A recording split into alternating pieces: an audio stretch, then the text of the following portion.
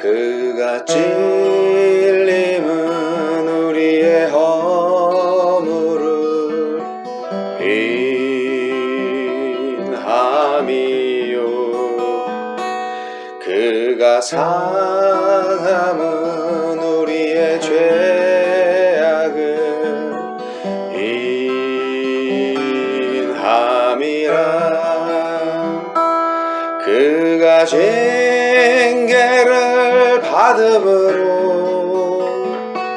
우리가 나음을 입었도다 우리는 다 양 같아서 그를 행하여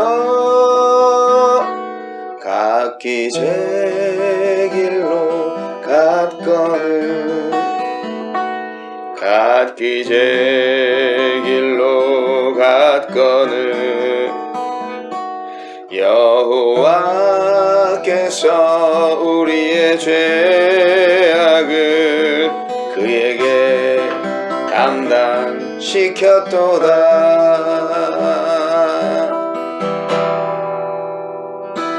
그가 찔림은 우리의 허물을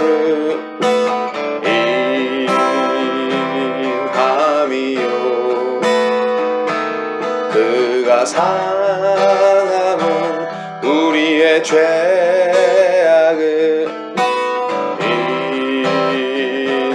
인함이라 그가 징계를 받음으로 우리가 나음을 입었도다 우리는 다 양 같아서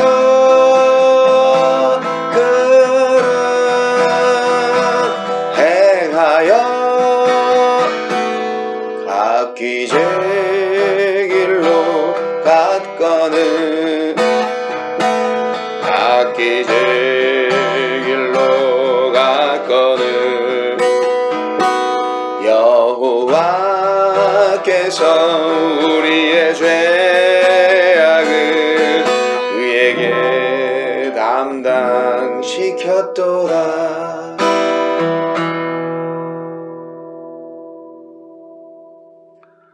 8월 1일 토요일 이사야 16장 1절로 14절까지 말씀입니다. 너희는 이 땅 통치자에게 어린 양들을 들이되 셀라에서부터 광야를 지나 딸 시온산으로 보낼지니라. 모압의 딸들은 아르논 나루에서 떠다니는 새 같고 보금자리에서 흩어진 새 새끼 같을 것이라. 너는 방도를 베풀며 공의로 판결하며 대낮에 밤같이 그늘을 지으며 쫓겨난 자들을 숨기며 도망한 자들을 발각되게 하지 말며 나의 쫓겨난 자들이 너와 함께 있게 하되 너 모압은 멸절하는 자 앞에서 그들에게 피할 곳이 되라.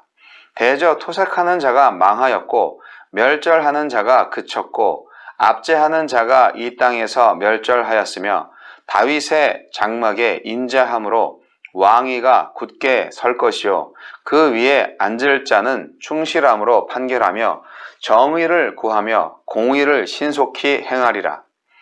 우리가 모압의 교만을 들었나니 심히 교만하도다. 그가 거만하며 교만하며 분노함도 들었거니와 그의 자랑이 헛되도다. 그러므로 모압이 모압을 위하여 통곡하되 다 통곡하며 길하레셋 건포도 떡을 위하여 그들이 슬퍼하며 심히 근심하리니 이는 헤스본의 밭과 십마의 포도나무가 말랐음이라. 전에는 그 가지가 야셀에 미쳐 광야에 이르고 그 싹이 자라서 바다를 건넜더니 이제 열국의 주권자들이 그 좋은 가지를 꺾었도다. 그러므로 내가 야셀의 울음처럼 십마의 포도나무를 위하여 울리라. 헤스본이여 엘르알레여 내 눈물로 너를 적시리니 너의 여름실과 내 농작물의 즐거운 소리가 그쳤음이라. 즐거움과 기쁨이 기름진 밭에서 떠났고 포도원에는 노래와 즐거운 소리가 없어지겠고 틀에는 포도를 밟을 사람이 없으리니 이는 내가 즐거운 소리를 그치게 하였음이라. 이러므로 내 마음이 모압을 위하여 수금같이 소리를 바라며 내 창자가 길하레셋을 위하여 그러하도다. 모압이 그 산당에서 피곤하도록 봉사하며 자기 성소에 나아가서 기도할지라도 소용없으리로다. 이는 여호와께서 오래전부터 모압을 들어 하신 말씀이거니와 이제 여호와께서 말씀하여 이르시되 품꾼의 정한 해와 같이 3년 내에 모압의 영화와 그 큰 무리가 능욕을 당할지라. 그 남은 수가 심히 적어 보잘것없이 되리라 하시도다. 아멘. 모압의 피난처. 모압에게 헛된 도움을 구하지 말고 유다를 피난처로 삼으라 하십니다. 다윗의 후손이신 메시아의 나라로 피하는 것이 심판에 처한 인류가 살 길입니다.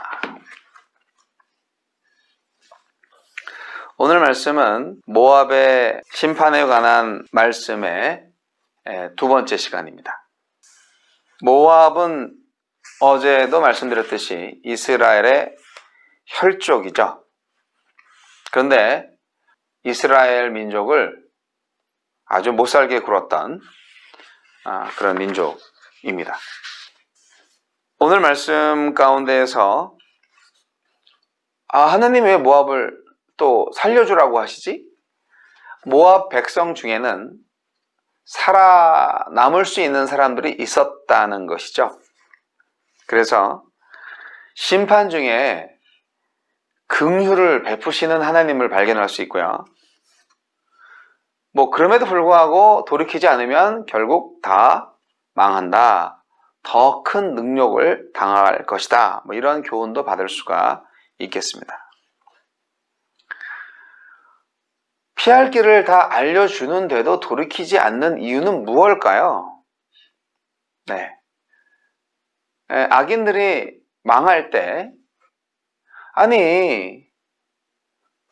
마지막에 돌이킬 수 있었다면 구원받을 수 있었을 텐데 라고 생각할 수 있는데요. 그들이 끝까지 돌아서지 않는 이유는 딱 한 가지 이유입니다. 교만하기 때문입니다. 자, 수많은 모압의 피난민들이 아르논 강나루에 모여들었습니다. 목숨을 건지기 위해서 서로 배를 타려고 아우성입니다. 하나님이 모압의 교만을 엄중하게 징벌하실 때에 예루살렘의 다윗 왕조는 모압의 난민들에게 피난처를 제공하고 무엇이 인자와 충실이고 무엇이 정의와 공의에 따른 나라인지 보여주어야 합니다. 이것은 어떻게 보면 이루어진 일인지 이루어져야 할 일인지 결국 이루어지지 않은 일인지 정확하게 알 길은 없습니다. 그러나 어쨌든 모압한테 피할 길을 주신다 하는 거예요. 반아수르 동맹을 의지하지 말고 하나님의 나라로 들어와라. 그리고 너 유다 그들에게 쉘터를 피난처를 공급해줘라. 제공해줘라. 그렇게 말씀하시네요. 네. 유다에게 아수르의 추격에 곤고해진 모압의 그늘이 되라고 하시는데요. 오랜 숙적이지만 그들의 고통을 외면하지 말라고 하시는 하나님의 말씀을 전하는 이사야의 예언. 오늘날의 세상 사람들이 교회를 욕하고 목사를 욕하고 기독교를 개독교라고 욕해도 언젠가 그 세상 사람들이 힘들고 어렵고 지치고 그럴 때 결국 찾아올 곳은 교회가 되어야 하지 않겠습니까? 결국 그래도 나를 받아주고 나를 안아줄 수 있는 사람은 그리스도인이 되어야 하지 않겠습니까? 교만은 누구한테나 있죠. 하지만 또 교만을 버리고 돌이킬 수 있는 기회 역시 누구한테나 있습니다. 그래서 믿음과 결단이 필요한 것이죠. 이제까지 자기가 해온 일, 걸어온 길, 걸어갈 길 돌이키기가 쉽지 않죠. 왜냐하면 반성해야 되고 뉘우쳐야 되고 사죄해야 되고 그래야 되잖아요. 하지만 그것이 살 길이라면 그렇게 하셔야죠. 피할 길도, 피할 곳도, 그리고 피할 때도 알려주시는 하나님의 음성을 들으셔야만 합니다. 아직 돌이킬 기회가 있다는 것은 그 얼마나 감사한 일인가요? 이 모압이라는 나라는 과거에 이스라엘한테 바알부월 사건을 일으킨 나라예요. 이스라엘과 같은 핏줄을 이어받았지만 자기 형제들을 괴롭힌 악한 민족 모압. 바알부월 사건이 뭐냐? 민수기 25장에 자세히 나와 있는 사건인데요. 바알부월, 부올 지방의 바알이라는 뜻이에요. 바알은 누구냐? 모압 지방 사람들이 섬기는 농경의 신이고 다산의 신이에요. 바알 숭배자들은 풍성한 생산을 기원하는 신앙을 가지고 바알 신을 섬겼습니다. 그들은 바알 신을 기쁘게 하기 위해서 제사 의식을 행했는데요. 그 의식은 바알 우상한테 제물을 드리고 절을 하고 그리고 음행을 하는 거예요. 그 음행은 뭐냐? 우상 숭배자들과 신전 여인들과의 혼음이었습니다. 근데 이스라엘 백성들이 이 바알 종교 의식에 참여를 하게 된 거죠. 하느님이 제일 싫어하는 거잖아요. 모압 여인과 미디안 여인들이 동원돼서 이스라엘 남자들을 유혹합니다. 그래서 이제 그들이 결국 죄를 짓고 하느님의 심판을 받아서요 24,000명 정도 죽어나가는 끔찍한 일이 벌어집니다. 그런데 이 사건의 배후에는 발람과 발락 그리고 미디안 족장들이 있습니다. 그러니까 악이 한 사람이 아니고요 여러 사람이 공모해서 이루어지는 일인데요. 이런 유혹의 세력들이 오늘날에도 있다는 것을 우리는 알아야 합니다. 이런 유혹의 세력들이 시대를 달리해서 얼굴만 바꿨을 뿐 여전히 우리 곁에 존재한다는 것입니다. 각양각색의 얼굴을 하고 우리 각자의 가장 연약한 부분을 타고 들어와서 우리를 넘어뜨립니다. 한 번 넘어뜨려도 다시 일어나면 또 넘어뜨리고 또 일어나면 다시 또 넘어뜨리려고 하는 계속 연타로 유혹을 하고 있는 악의 세력들 오늘날에도 있습니다. 여러분, 모압은 하나님을 거역하는 백성이었습니다. 자, 하나님을 거역하는 백성에게 지금 이사야 선지자가 살 길을 제시합니다. 어떻게 살아야 할까요? 하나님의 백성을 따라야죠. 베드로는 신약 성도들을 왕같은 제사장이라고 선포했습니다. 이는 구약의 이스라엘과 같이 신약의 성도들도 우상 숭배를 배격하고 기독교를 세상에 전파해야 하는 것을 의미하는데요. 그 바알볼 사건 중에서 비느하스라는 제사장이 나오는데요. 이 비느하스가 제사장 아론의 손자이고 엘르아살의 아들인데 바알볼 사건이 일어났을 때 주도적으로 범죄자들을 색출해서 징계함으로써 영원한 제사장 직분의 언약을 받게 되었어요. 이게 이제 민수기 25장 13절입니다. 그래서 오늘날 우리가 제사장이다 하는 것은 예수를 믿지 않는 사람들을 구원의 자리로 인도해야 할 사명을 가진 하나님의 일꾼으로서 그 존재감이 분명하다라는 것을 말하고 있는 것입니다. 구약의 이스라엘 백성이나 신약의 성도들이 믿고 의지하는 하나님을 따르는 자들만이 죽지 않을 수 있습니다. 그러니까 저는 이런 꿈을 꾸는 거죠. 세상 사람들이 이제 종말이 왔어요. 아이고 이젠 죽었네. 우리 어떡하지? 그럴 때 하나님을 믿는 사람들을 찾아서 따라온다면 살 수 있다라는 믿음이 생기기를 바라는 것입니다. 뭐 세상 종말까지 안 가더라도 우리가 살면서 어렵고 힘든 일을 닥치고 그리고 정말 망할 때 그때 주위에 그리스도인 친구를 찾아서 야, 네가 맞는 하나님한테 날 좀 구해달라고 기도 좀 해줄래? 그렇게라도 올 수 있게 해야 된다는 거죠. 모압은 이스라엘과 한 핏줄을 가진 민족임에도 불구하고 이스라엘을 대적하는 삶을 살았기 때문에 필연적으로 멸망의 길로 빠질 수밖에 없었습니다. 그런데 예수님은요, 이 세상에서 전도하실 때 자신을 반대하지 않는 모든 사람들, 그들을 다 당신을 위하는 자들이라고 말씀하신 적도 있어요.